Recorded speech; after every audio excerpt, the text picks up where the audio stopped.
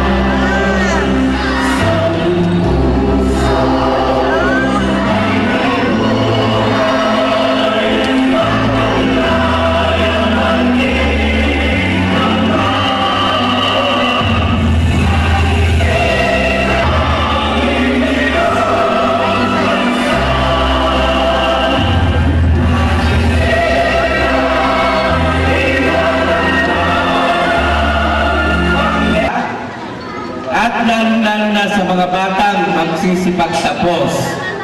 Dahil sila ngayon ang sentro ng ating palatuntunan o graduation day sa araw na ito. Good morning mga anak, mga bata. Yan. Okay, mga magulang, hindi po ito ang katapusan ng inyong pag-aaruga at pagpapatnubay sa ating mga anak. Ito po ay umpisa pa lamang nila bighiin ang hangarin. Dahil ito lang po ang ating naibibigay na pamana na hindi po mababawi, mahati ng ibang tao na mga pangarap sa kanila. Kaya inaasahan ko po ang iyong mga patnubay. So mga anak, palakpakan natin ang ating mga magulang. Yan. Salamat. Yan po ang ating. Okay. Magandang umaga ulit sa inyong lahat. Maraming salamat, Sir Docos. Ngayon naman, idadako tayo sa napakahalagang bahana na ito, March 21, 2009. Sila po ay mga bata na nahirap sa buong taon ang kanilang pag-aaral.